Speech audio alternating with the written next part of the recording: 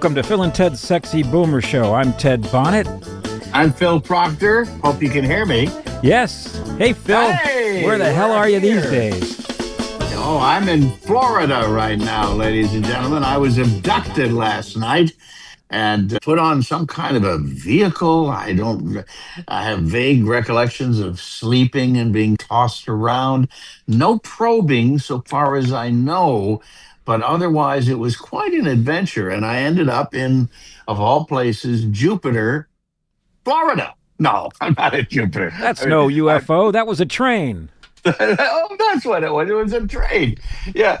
We're getting ready to go on a cruise, which is going to take us to New Orleans and then around whatever to Cozumel, unless, of course, war has been declared on Mexico, in which case we'll probably just stay at sea, or we might be asked to, I don't know, to help with the invasion. I'm not exactly sure. Hopefully the special forces won't attack your cruise ship in the Gulf of America. We can only hope. These days, we never know.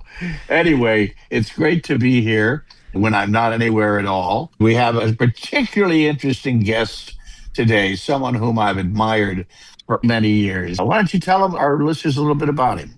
Our guest today is Whitley Strieber, the American writer best known for his horror novels, The Wolfen and The Hunger, but also for his nonfiction books, including Communion, which is, as he says it, a truthful account of his reported experiences with non-human entities over the years.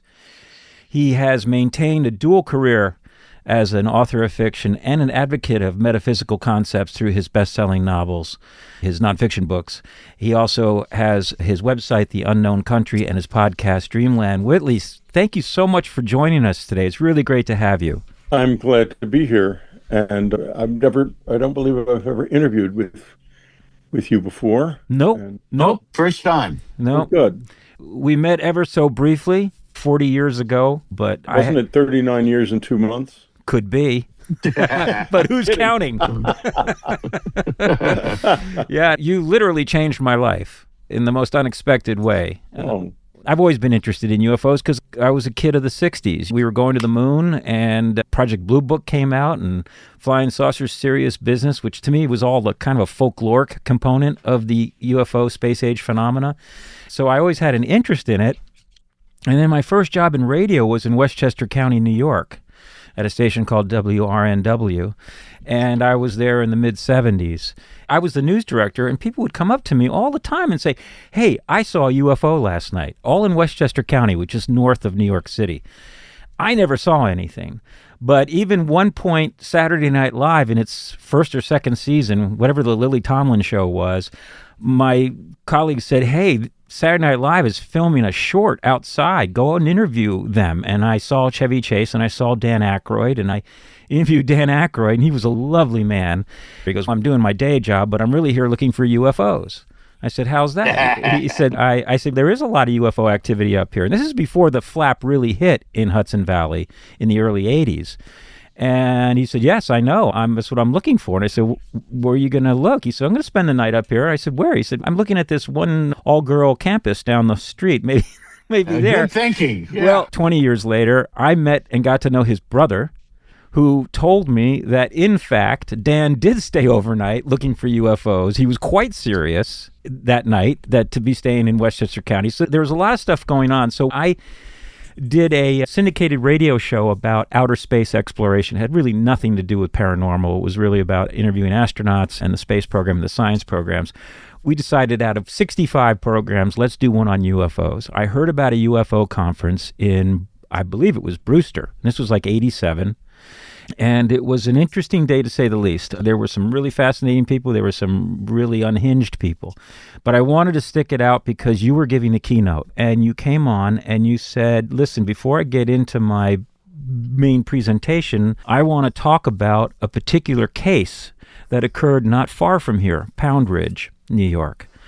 And you described an experience about a person who was working as a chauffeur at the time, who had driven a couple of clients from New York City up to their country house in Pound Ridge late at night after, I guess, a night of clubbing. And they came into Pound Ridge at probably, 2 in the morning or something like that. and the lights were out. There was a blackout in the area. And the chauffeur drove the two men up their wooded driveway to their home. And when they got up the driveway, they all saw a very big blue glow in the woods behind the farmhouse. They investigated. They saw what looked like a large, I believe, triangular, maybe 40-foot tall structure in the woods. Like, how did it even get in there? At that point, the chauffeur, who you were referring to, said to his clients, "Do you want to get out of here?" And they said, "No, we'll just call the police." And at that point, they saw headlights coming up the driveway they had just come up. And they thought, "Oh, the police are already here." But it turned out to be a vehicle that wasn't touching the ground. It drove right by them and into the woods towards that blue object. And at that point, I believe it's when the chauffeur said, "You want to get out of here?" And they said, No, we're good." And so the chauffeur went back to his car to drive back to the city. And he had a sense of a feeling of something behind him. He turned around and he remembered, as you described it, big black eyes like a deer right in his face.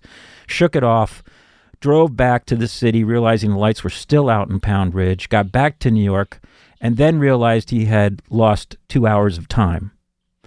And that chauffeur is joining us today as well, because the fascinating thing was you said at the time, now normally I wouldn't necessarily believe this particular witness because of his background. And you mentioned his background, including some comedy. I won't get any more specific because we're protecting his name. And when you said it, the hair went up in my arms because I knew who you were talking about. I knew who this chauffeur was. And you had said it had happened 6 months before. And that's what really freaked me out, because I had met this chauffeur exactly 6 months before. We did a radio show in New York, a comedy show, and I met him through an introduction. So I met him sight unseen, and he was just so funny. I said, "Just come down to the show and improv with us on Friday night." And he said, "Sure." And he showed up to our radio show, and he was sunburned and had conjunctivitis and was pretty spaced out. But he was hilarious, so to speak. And he was he was right on it performance-wise, but when we would take a music break, he would just like space out. And at the end of the show, he left. It was lovely, and the rest of the cast was there. And I said, "What do you think of him?" He said, "Great, funny guy, very strange." I said, "Yeah, that was weird, huh?"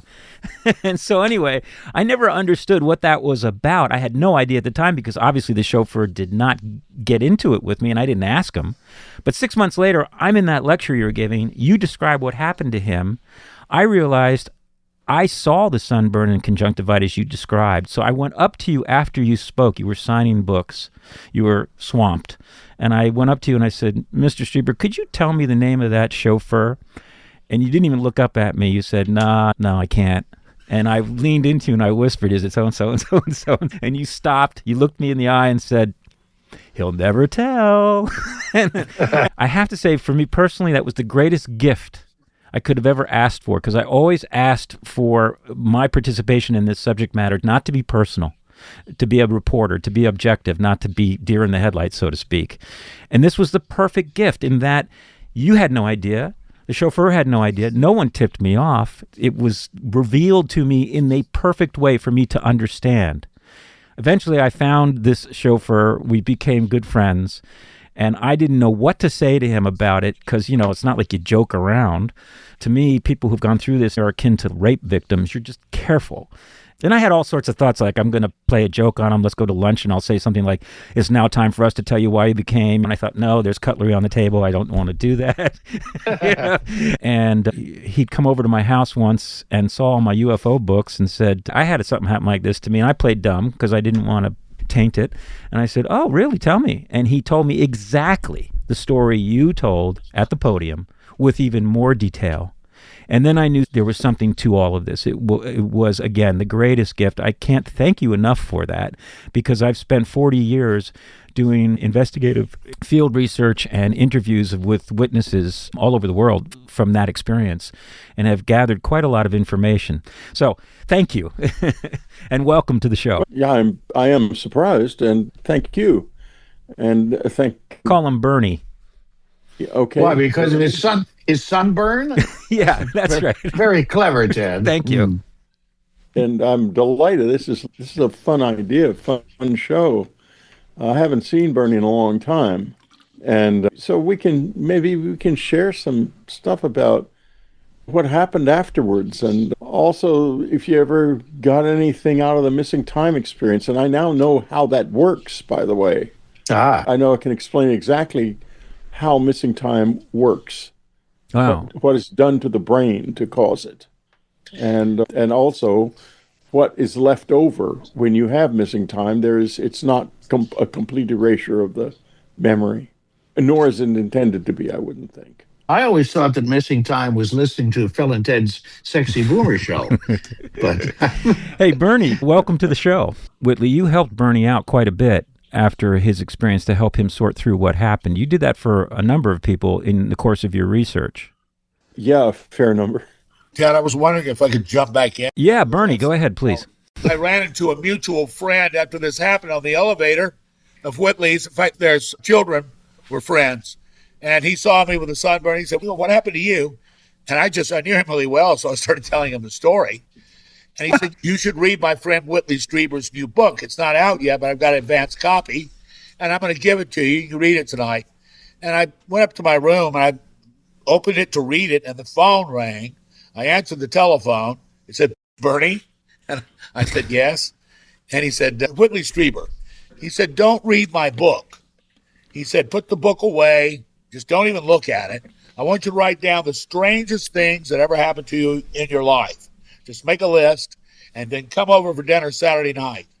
And that's what I did. And we went over the list, and I went over one element of it that I thought was very unusual. And he goes over and shows me where exactly the same thing happened to him, and then pull these letters out from around the world, Italy, South America, etc. Exactly the same description. They had seen the same thing, which was a pretty unique and inexplicable image. Then, when I looked at things that had happened when I was 4 years old, and then 14 years old, and now at 34 years old, as I was at the time, it became clear that this was either all one incident or it involved all the same subject, the same players, it seemed to. It all tied in.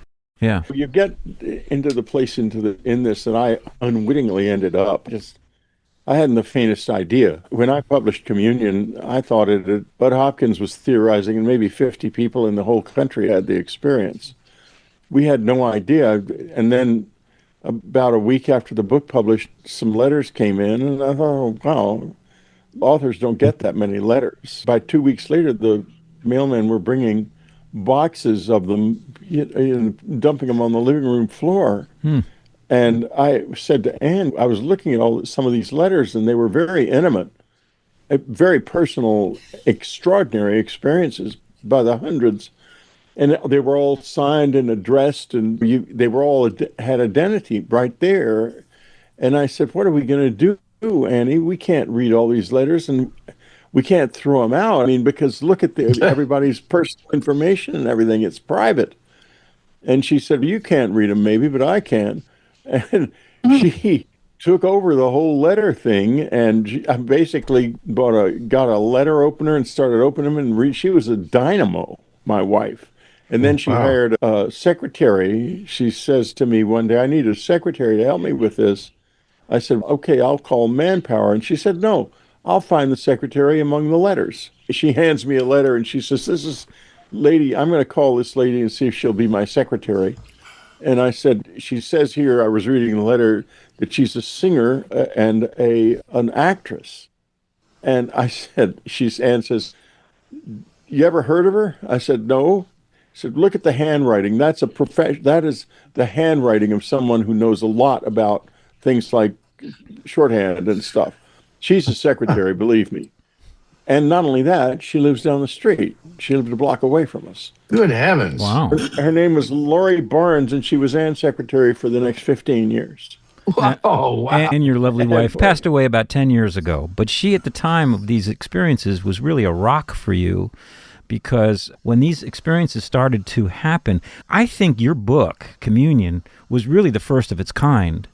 And it was, yeah. And you put yourself out there in a very vulnerable position, because you were talking about extremely unpleasant experiences that were against your will, and yet you had an author's eye and mind and described your experiences so deeply. Knowing even back 40 years ago, the ridicule factor was so high back then, and you had a career, you had a reputation to lose. I did lose it too. Yeah, you did. Oh, wow. Absolutely. Gone. But yeah, I know I lost my reputation and friends, and had a lot of friends, and very fancy friends, some of them in my book. In fact, if you go to where we lived in New York now, to LaGuardia Place between, I think, 3rd Street and Bleecker, you'll find LaGuardia Park. Mm-hmm. Beautiful park with a beautiful statue of Mayor LaGuardia in it. And that park is there. We lived right across the street because Anne looked down out of the living room window at the dirt field that was there at the time and said, I'm going to make that into a park. And I thought, oh my God. I visualized having to get me ending up out there with shovels and stuff because when Anne said she was going to do something, it's going to happen. And the idea of it not happening never even crossed her mind. And I said, wait a minute. And she said, no, don't worry. You're not going to be building a park. And she marshaled all of her friends together, and they raised money, a couple $1 million, and created the park. Now, when you go there, it's beautiful, and you'll see a plaque under the statue of LaGuardia, and all of their names are on it, including the name Anne and Whitley Strieber. And I said to her, you shouldn't put my name on that plaque.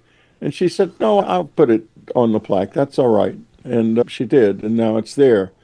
But with regard to the letters, she came out of her office one day, and she said, Whitley, this experience isn't just with Close Encounters. This has something to do with what we call death. And in that moment, she completely expanded the whole thing into a whole new level. And since then, I've understood that what we consider the dead and what we consider NHI or aliens are all one thing. It's not what we think at all. We think of us on one side and aliens from another planet on the other. This is a much more complex, richer, and more sophisticated experience than that. And the bottom line still remains pretty much the same. We don't know who we are. We don't know where we are. And we don't know what in the dickens is going on here. Boy, you just have to turn on the news to see that. Whitley, let's talk about what happened to you, how this all started, because the experience itself is incredible and it also frightening as hell. But you always struck me as being a credible advocate of the reality of the UFO phenomenon, which you have continued to be, to much of our pleasure. I've heard you speaking on Coast to Coast and various other media outlets, and you've always been enlightening and comforting in a way to the concept of the multidimensionality of our existence. And involuntary involvement. That's right. You didn't ask for this, just came at you. No, it came out of nowhere as far as I was concerned. You were in your cabin up in Ulster, New York, right, originally. In Ulster County. Did you have any predisposition or interest in the subject of UFOs when this happened to you? Not since I was a child. When I was a little boy in the 50s, everyone was fascinated because there were stories all over the papers and everything, and we boys were fascinated. Interestingly enough, there was a book written about me called Report on Communion, and the author was a reporter from San Antonio, and who went through all of my friends and family in San Antonio, asking them what they remembered of what I had described of my early life in communion. And a consistent report was from the parents who were still alive in those days that he was an odd child who kept saying that he was being kidnapped by spacemen. And I was apparently asking for help, and everyone assumed it was just some childish fantasy. But then fast forward, by the time I was in high school, I had completely forgotten about those childhood things, and whatever was happening to me then had just disappeared into the past. I now understand why memories of things like that aren't retained by the brain. I understand a great deal about how the brain works at this point in my life because I've been studying it for years. In any case, they were gone. The memories were gone.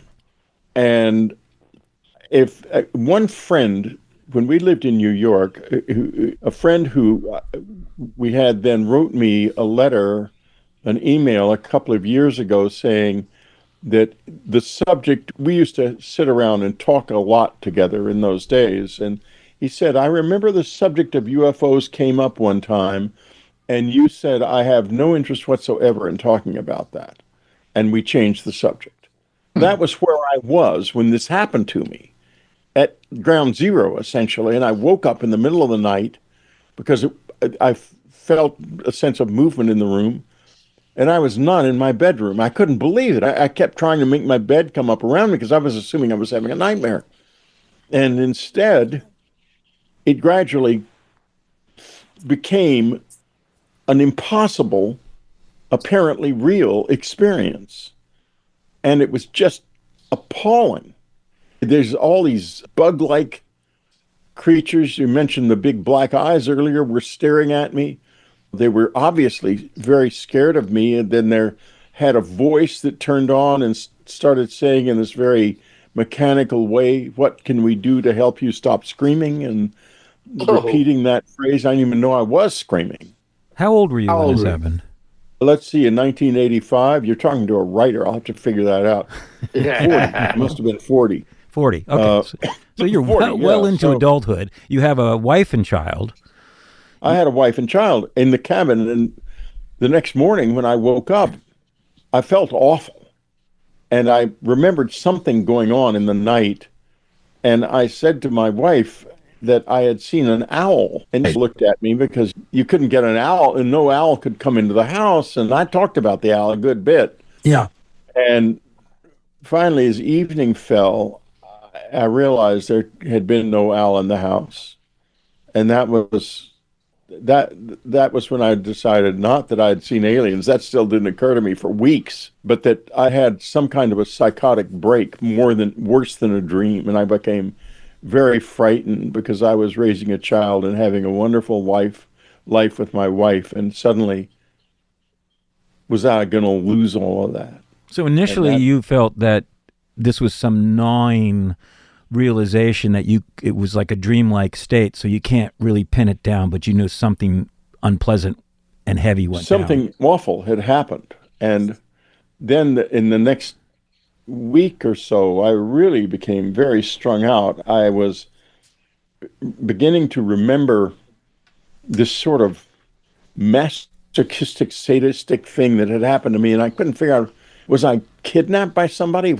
Then my butt started hurting, and I remembered someone raping me, basically. And I thought, holy shit, I've gone crazy, because that could not have happened. There was no way. I was in a house in the country with absolutely no chance of anything like that happening. So I went to the doctor, figuring that whatever was wrong, it was something. And I told him the whole story that I remembered at that point. And he said, he was the first person to bring up flying saucers. He says, Whitley, it sounds like you're telling me you were taken aboard a flying saucer by little men. And I thought, holy shit. That is what it sounds like. I went through a long period of testing and psychological testing and brain scans and all kinds of stuff. Wow. Trying to figure out in what way was I crazy. And that was the doctor's approach as well. But my rectal injury kept on, and I finally said to him, I said, I've got to have this examined because I'm really in so much pain I can hardly sleep. Wow. He examined me and he said, Whitley, you have a rectal lesion. And I thought, oh God, cancer. And no, it turned out to be meant a wound that I had been injured. Yeah. And that was incidentally when I very shyly called it a rectal probe somewhere along the line. Every troll and jerk, probably government agent in America and the world eventually picked up on it. And I ended up spending the next 30 years being laughed at for being raped. Oh, my Lord. It's not easy. Yeah, now you've had 40 years to meditate on this. Same thing happened with Travis Walton. I interviewed him within 3 months after his experience. And I interviewed him 35 years later, and I had the original conversation I had with him. And I didn't tell him that I had talked to him before. And I asked him exactly the same questions that I had asked him 35 years earlier, right after. And he was still in shock when I talked to him the first time. Not only did he answer every question I had exactly the same way, he elaborated on it. And I asked him, you've had a family, you've grown up, you've had 40 years to think about this. What do you think happened? And he had a whole nother take on it. He saw it as his fault that he put himself in harm's way, and they had no choice but to help him. So he doesn't have any beef with what happened by these creatures or whatever it was That's that impacted interesting. him. Now, how about yourself? How is your? I do want to get into a little bit of the details for people who don't know the story of what actually happened, because eventually you sought an hypnotist, Bud Hopkins, who at the time was researching doing well, these I things. talked to Bud Hopkins. What happened was, this is so odd. My brother, who is somehow connected with all of this, we don't know how, but we know he is. Both of us do. He doesn't remember any close encounters of his own, but he was in a bookstore in November of that year of 85 and looking for a Christmas present for me. And we traditionally send each other Christmas presents we don't like for some unknown reason. We just I always manage to find things he hates and vice versa. So for some crazy reason, he decides to buy a UFO book for me. And the odd thing about it was he saw the book lying in a Barnes & Noble and picked it up and decided to buy it for me. And when he got to the desk, it wasn't on their in their inventory, and it was denominated in pounds. It was Jenny Randall's book, Science and the UFOs. And they finally sold it to him for $5 or something. And he sent it to me. And when I opened it the Christmas morning, I thought, typical, and just tossed it aside. But then 6 weeks or so later, I'm beginning to think, they looked like something from another world, these things. And the stress of the trauma is wearing off, and I'm beginning to remember more. And then I saw in the book a description toward the end of the book of something that's very similar to what happened to me, and the mention of Bud Hopkins, who was described as a researcher. So he turned out to live about 3 blocks from us in Manhattan, and I called him up and we went over to his house, and he turned out not to be a researcher at all, but an artist who was interested in this. And he immediately wanted to hypnotize me. And I said, wait a minute, I don't see any certificates on your walls. And so he proceeds to, and this, I have to hand it to him. We had a falling out later. But anyway, he got me in touch with probably the best forensic hypnotist on planet Earth, Dr. Donald Klein. Dr. Klein had, at that point in his career, he was the head of the New York State Department of Psychiatry, which put him way up at the top of the profession. And he had, at that time in his life, 72 cases where he had solved the cases or contributed significantly to the solution of the cases using forensic hypnosis. So he was the real deal. And of course, after the book came out, the media started churning with stories about how hypnosis isn't real and all of this stuff. It's all nonsense. It's in the hands of a capable professional like Don Klein, it is a very useful tool in excavating lost memories. And that's why the CIA uses it, and probably all the intelligence services in the world use it on their employees all the time because it works. Mm-hmm. And they also use lie detectors because they work. And when I got my lie detector results started to get published, more stories showed up in the media about how lie detectors are all nonsense. Why do you think that the initial response is one of disbelief, negativity, and attack, as opposed to a little empathy? If you live in my world, you'll find that human beings have empathy only when they don't feel threatened. And this is very threatening. It is called ontological shock, the shock of the overturning of your belief system. That's a tremendous shock, and especially people who are devoted to their belief system, like scientists who have spent their entire lives and careers slaving to create in themselves and to plug themselves into the society as a person who understands something. And now all of a sudden something comes along and it says it has scientific capabilities that make no sense. Things that, as you referred to earlier, that drive past with no wheels, that are floating. Stuff like that out of the movies, science fiction. And of course they're going to resist that. And you take academics, they have a specific worldview. And philosophers and intellectuals, the West, back in the Renaissance, fought off 1,000-year-long brutal religious dictatorship. And until finally we reached the Enlightenment, and the power of the church was at last broken after thousands of intellectuals and free thinkers and explorers of science had been imprisoned, their careers destroyed, many of them burned at the stake. That's right.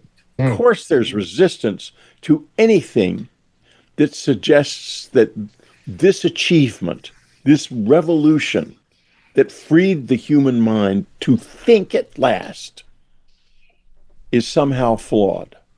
I understood it perfectly. Well, you certainly did offer a challenge to consensus reality. I'm going to read just a quick paragraph from your book about your initial experience at the cabin. You said that you were lifted like an elevator above the house, above the trees, and you entered a space that you said smelled like warm cheddar cheese and a hint of sulfur odor, which has been reported by other witnesses. It appears as though where you were was in some kind of an examination room. And then you wrote that there was the most astonishing being I'd ever seen in my life, made more astonishing by the fact that I knew her. I say her, but I don't know why. This is a woman, perhaps because of her movements are so graceful, perhaps because she has created a stage of sexual arousal in me. Or maybe it is simply the memory of her hand touching the side of my chest, one time so slightly and yet with such firmness. You described some of these visitors as being non-human, with a strange complexion that resembled leather. And then I'll finish with this. On this visitor, the one you referred to as a her, she had these amazing electrifying eyes, the huge staring eyes of the old gods. They were featureless in the sense that I couldn't see a pupil or iris. She was seated across from me, her legs drawn up to her hands on her knees. Her hands were wide when placed flat, narrow and long when dangling at her side. There was a structure, perhaps of bones, faintly visible under the skin, and yet other parts of her body seemed almost like an exoskeleton, like an insect. I thought I might love this being almost as much as I love my own anima. I bore toward her the same feelings of terror and fascination I might toward someone I saw staring back at me from the depths of my unconscious. That's a tall glass of awareness. She and Anne, who were allies, are back there behind me right now. And there's a picture of her without the eyeglasses on her face on the cover of the book there, of The Fourth Mind, the latest book. And I still love her very much. Now, when you say you felt a love for this being that abducted you, essentially, or do you feel that's what happened? It's a very complex relationship. And I don't know if it's a single being. In other words, I don't know if it's the same single person because they don't operate like that. They have separate personalities, but a group mind. And I always hated when these stupid morons say hive mind. It's not a hive mind.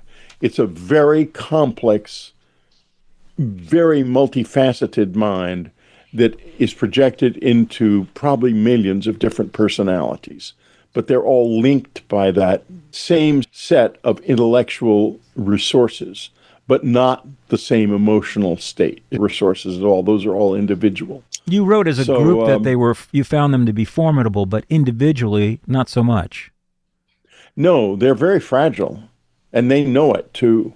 They're very well aware of that. They're very fragile, and compared to us, we're great big pieces of meat and they're like more like buggish kind of things, especially the little short ones, which are biomechanical. They're biological. They have big, complex brains and fully of developed personalities, but they do not have it's too complicated to explain, but they're partly mechanical and partly biological, and they're very durable. And they are designed, purpose built to control people like us and maybe other planets too. I don't know, but they have all of the capabilities necessary to keep us under control as long as they don't get within range of the fist, because you can hit them, and they're going to just fall apart. So, what is their intention, in your opinion or in your knowledge? Is it dominance? No. If it was dominance, we'd already be dominated. Correct. Although I went through, when I first became aware of my relationship with her, I got into this weird kind of masochistic sexual dominatrix space that I didn't even know existed in me. And I wrote this short story called Pain. This is right, but while I was actually beginning to remember the experience, and in the middle of the short story, for the first time in my entire writing career, UFO memes start to appear. Anne read the short story, and she says, "This looks like you've decided that you want to be whipped." I said, "What do you mean?" She said, "The guy that gets his ass whipped." Right. And I said, "I don't have any intention of getting my ass whipped." She said, "Sure you do. It's all through the story. Let's start right now." And I said, "What do you mean? Wait, back off." And so, but anyway, so that happened too. And it was because I was dominated so completely by what seemed to me to be, and still does, a female presence, a very definite female presence. And she's still very much in my life. I'm working on a creative project with some people, and as happens quite often when I'm working on creative projects, the visitors will show up in their lives. And she was that being, or one like her, was there just a couple months ago in the Hollywood Hills and scared the living daylights out of this poor lady. And of course, she was not over. Yeah, so it's ongoing. They're still very much a part of my life. Wow. Are these creatures eternal? Are they beyond our dimensional reality of time and space? No idea. I just have to talk about my own experience, which is a little different from yours. And I want to know if you've heard any other people who've had a similar experience. I had a friend named Sharon who was very psychic. She predicted the gangland shooting that me and Peter Bergman survived, which is described in my book, Where's My Fortune Cookie? But I spent an evening with her in Austin, New York, at the home of Dr. Andrea Puharich. Does that name mean anything to you? Yeah, sure it does. All right. She was an assistant to Dr. Puharich and Uri Geller, who was ironically working with him. And they had contact ostensibly with flying saucers in the Israeli desert. And she was channeling information about what they call post-engineering. Anyway, she was channeling information from the aliens and would be flown around the country speaking to groups of scientists and the military. But what she told me was that the aliens liked what I was doing with my comedy, because Proctor and Bergman, we portrayed aliens in our act for a certain period of time. And she said they liked the idea that you're making people accept their reality in a humorous way. And the sign that will show that they are interested and that they support you is lights going on and off around you. And Whitley, the stories I could tell you about that, some of them are in the book. But even as of today, we were driving here in Florida, lights went on the highway above me. And this has been going on, I can tell you, incredibly significant part of my life for lights going on and on around me. Does anybody else had any phenomenon like that? Oh, yeah. They're known as streetlight people. They put out streetlights and turn them on. I'm a streetlight person, too.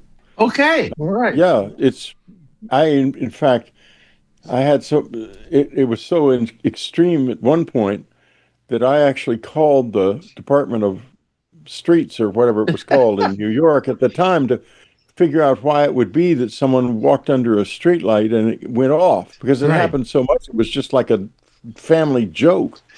And the guy explained to me the lights are controlled by a mercury switch that's sensitive, that's on top of every bank of 7 lights, I think he said, or maybe 10.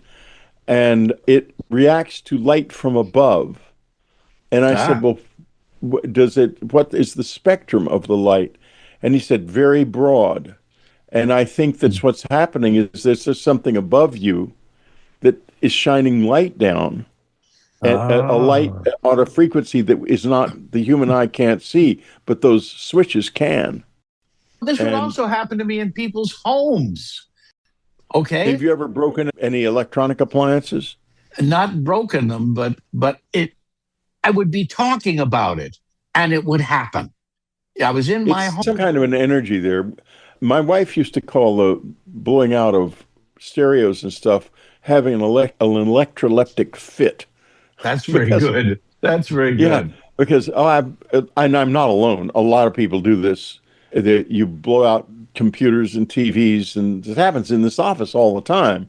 Okay. The computer I'm on has been blown out numerous times, and it's always some kind of something. Yeah, you're in definitely a known space. Yeah, there's been this thing which still goes on, and I actually consider you my friend because of that. So we are united, my friend. One other question I have though: any implants? Have you found any implants? Yeah. And the same question goes I've got for an Bernie. implant in my left ear. I've written and talked about it a lot. It's been extensively studied. The video of the attempt to remove it is on my website. Oh. And there is also a CT scan of it. And there's been a brain scan done that is quite interesting as well. So yeah, this has been studied extensively, and I use it all the time. It's active. It's incredibly useful. It's the best research tool any human being could ever hope to have. And I love it. When Bernie and I first had our conversation about that night, I asked Bernie if he had any issues around his neck or around the back of his ear, like any kind of irritation. Lumps or anything. And Bernie, you said you did. Yeah, I recall that. I did. A little bump back there, something like a little cyst or something. Yeah. Had come up in my earlobe. Yeah. So that's very interesting because my doctor said, Anne did not want me to have it taken out. I remember I was awake when it was put in. It was not put in by aliens. It was put in by 2 people. I couldn't do anything about it. I couldn't stop them.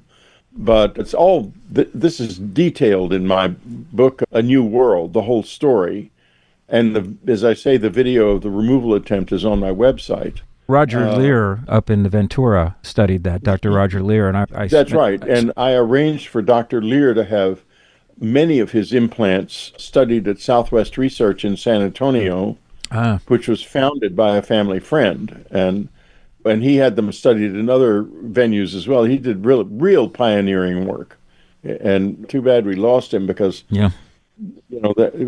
someone's got to get back to that. I went up to his offices. He showed me a lot of very interesting material. Clearly was. Oh, it was extraordinary. Yeah, it really was. We only got 3 minutes left. I can't believe how quickly this went. I hope you guys can come back because. Hey, listen, I told you, missing time, right? We got to talk about missing time because at some point, because maybe when we do this again someday. Yeah. Can you tease us with a minute maybe of missing time? Yeah, okay.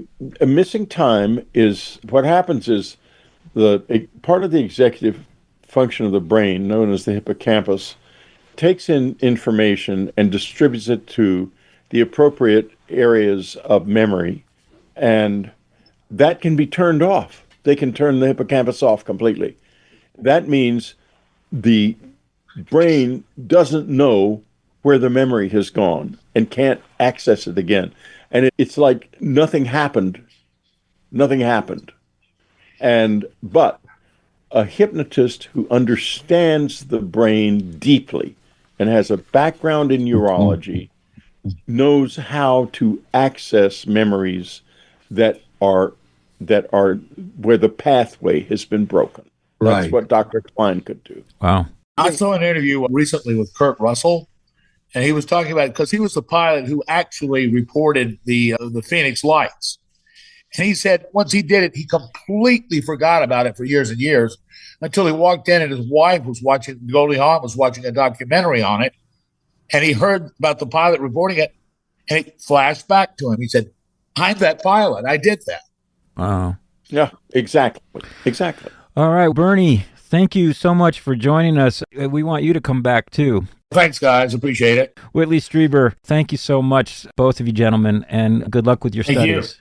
All right, Phil, have a good cruise. Yeah. Thank you, Ted. We've got a bunch of good shows coming up. SexyBoomerShow.com is our website. You can hear all of our shows there. And we'll see you next week with another fascinating show. Take care. Unless we're abducted. Who knows?